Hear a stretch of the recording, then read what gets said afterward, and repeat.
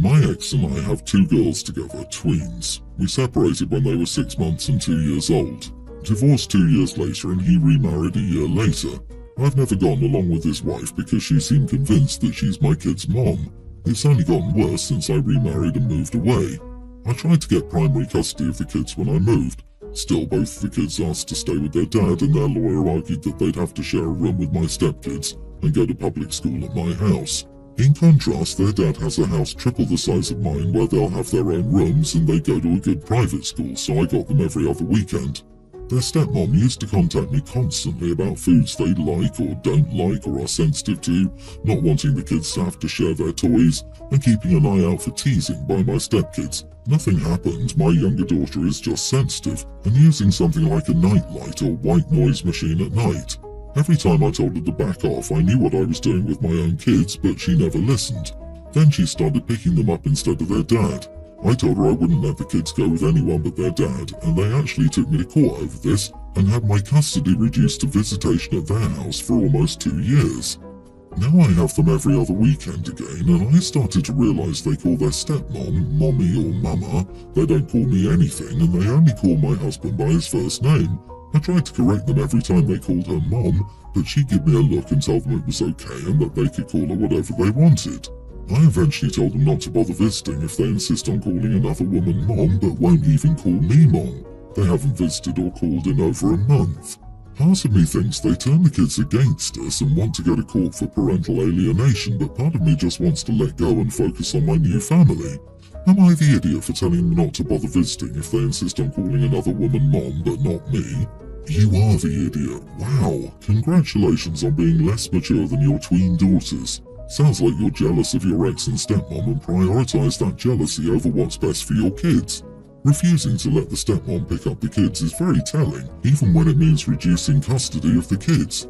You seem to care that you are hurt, not that you hurt your own kids. It's sad. Info, what happened between the one girl and your stepkids? Nothing happened, she's just sensitive. She could use a little bullying from her step-siblings so she toughens up. Nothing to see here. No wonder these kids don't want to be around their mom. LOL, right? I told her that I wouldn't let anyone but their father pick them up.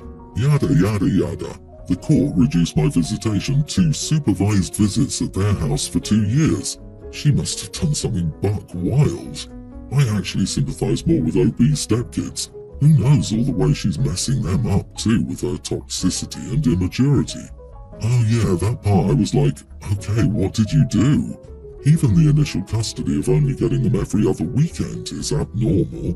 There is no way it's just because the dad's house is bigger and they can go to private school because when he remarried, the youngest wasn't even in school yet. Oh wow, a woman is trying to learn things about her stepchildren so she can better take care of them. The horror. Good lord. She's not trying to turn your children against you, she's trying to be a good stepmother and you're punishing them. You know some step-parents actively try to get rid of their stepchildren. You sound bitter that they actually like this woman. And you're clearly omitting a lot of information, and even the information you're providing, at face value, demonstrates why the courts made the decisions they did. Beyond that, your own hard-headedness and hate for the stepmom is showing, and these kids are seeing it. Of course they don't want to be around you, nor call you mom. You're not acting like one. My husband and I have 2 daughters, a teen and a nearly adult. My husband and I were always very introverted. We met at work and I still don't know how we ended up dating, but I'm lucky we did. Both of us had a handful of friends, but after we married and especially once the girls were born, we sort of drifted from everyone. Our oldest is the exact same way. She has no friends, which she's glad about. She doesn't find socializing very fulfilling and prefers to keep to herself. We even hooked her up with a therapist a few years ago to make sure she was alright, and she's just introverted. Our youngest, on the other hand, is a social butterfly.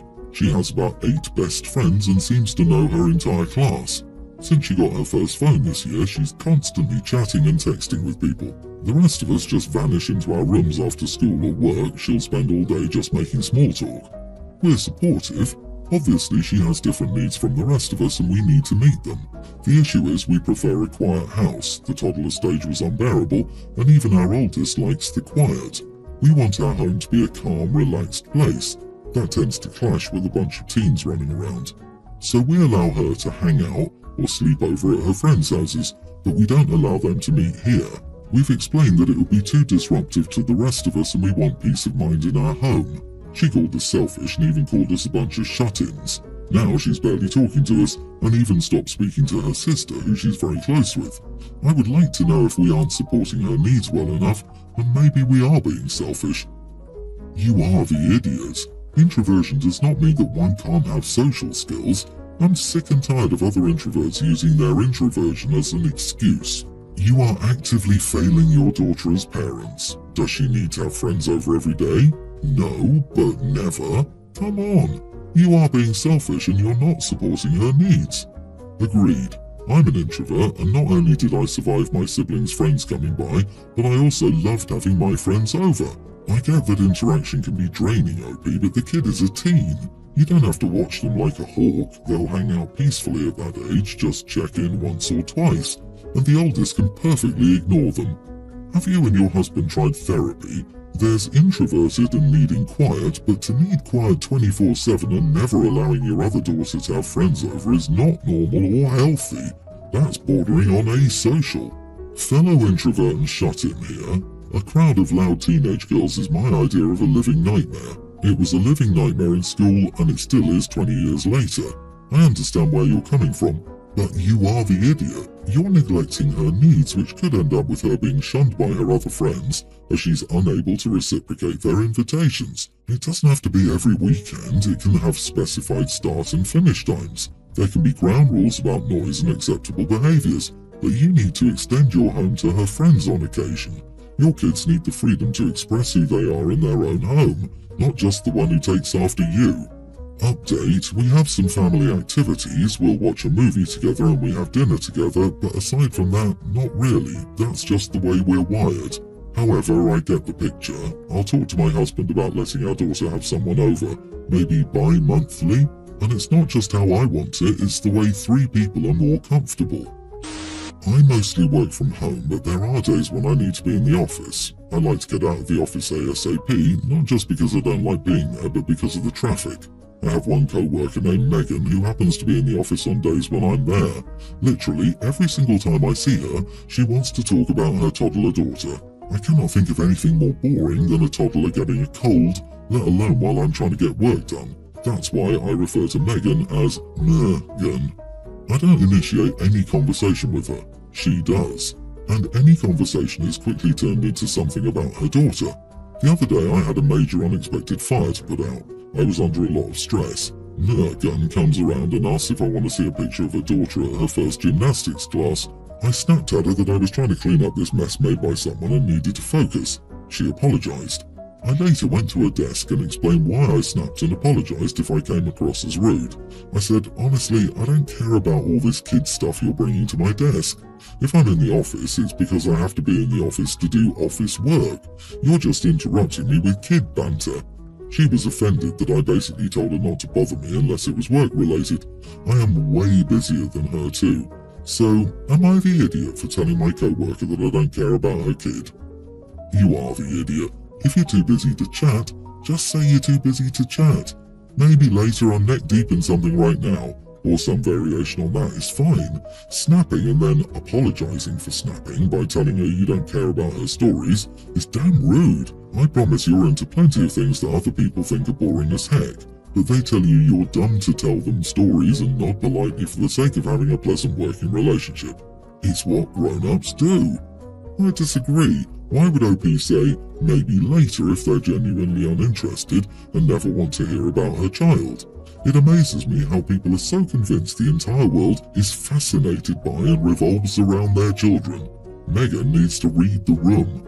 Why would you ever endure even a second of conversation that's not tailored specifically to your interests or tell a small social white lie just for the sake of being polite to your co-workers and creating a pleasant work environment? First day on earth, huh? You may not be a sociable work person, but some people are. Co-workers are not trying to bother you, they're trying to be friendly. It might annoy you, but it's not a crime. There are better ways to put boundaries in place that don't involve being a total jerk. What gets me is when people show up with fake innocent like, telling Madge from accounting her baby is cute when in fact I think it's ugly. I've never heard of such a thing. A cute baby? Ew. Like, cool guy, we get it. You're the only person in the world with the willpower and uniqueness to ignore social norms. It's got a real, I'm not like the other girls, stank on it. I, 34 male, have a teen nephew, Luca. Luca is my sister Gwen's son. Gwen's relationship with Luca's dad ended when he was just a baby and his dad died soon after. Gwen was in a relationship after he died for 2 years, but that ended when she wanted her partner to marry her and adopt Luca before he'd remember life without him. I remember my sister being distressed about Luca not having a dad, and my parents and my other sister told her repeatedly that he needed a good mom who focused on giving them a good life, and she was enough. She didn't take it on board for at least another year, and then she suddenly declared she was going to be single until he was an adult. That lasted all of a year when she met her husband, Rich. Rich had his own 2 kids who were tweens at the time. Luca was a kindergartner when they met. Gwen and Rich were dating for a year before they married, and it was one of those dynamics where everyone could see it wasn't what they were presenting to the world, but they didn't care. Rich's kids didn't like that he remarried, and they took an extra special dislike toward Luca because he was forced onto them. It created a very painful dynamic for Luca. My family would step in and ask if Gwen was sure it was good for Luca. Rich's kids didn't seem too fond of Luca, and Luca seemed to be left out by the older kids. She would say they're slowly warming up or Rich is handling it. Luca and I really bonded around this time. He would come to me and I would let him vent and give her a place to share his frustrations and fears. He mentioned countless times that Gwen or Rich would get his siblings to bring him with them, and they would walk away and leave him behind in places like the mall or the park. I would help him tell Gwen and she would blow it off as nothing to worry about since Luca was fine. I told Gwen that Luca was really struggling to find his place when she was telling him one thing and the kids were telling him another. She told me he would listen to her since she's his mom. Last year, Luca came to live with me after he asked, and I'd spoken to some people who could help. It wasn't easy, but he's happier now. Through the legal fight for me to get custody, he was diagnosed with depression. Revealing his experiences in the home contributed to it. According to a court-appointed therapist, it had also harmed his self-esteem to an alarming degree. A few days ago, Gwen and I ended up in the same place, and she told me I interfered in something that wasn't my business. I told her that Luca deserved a better mom than her, and she needed to not talk to me when I was the one there for her son and not her. She burst into tears and left. She told our parents and my other sister. Our parents said I was right, but our other sister told me I should have walked away without saying that to her. Gwen even emailed me a whole letter saying why I was an idiot and how I'd broken her heart. Am I the idiot?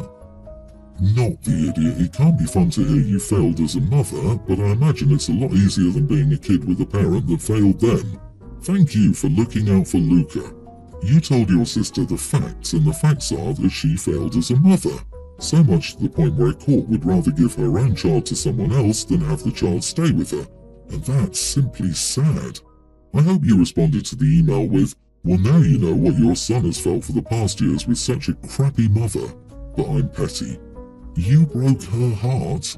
You? Not that her son is depressed. She should be ashamed of herself. Crappy parenting is one of those topics that should never be sugar-coated. A kid's whole life is at stake. So her feelings, in the grand scheme of things, don't mean crap. Only when she can fully admit that she sucked as a mom and failed Luca can progress be made.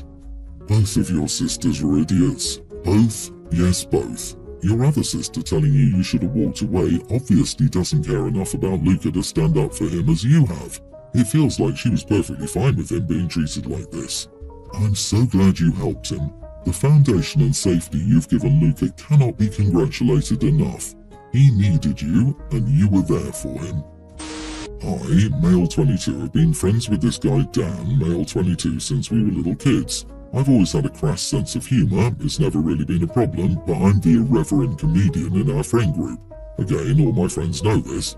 A few weeks ago I made a joke about Dan's girlfriend, well, really her sister. Dan went, dude, what the heck? And I laughed, but he kept saying that was super messed up of me. I basically said, well, thank you, and moved on, but he was weird for the rest of the night.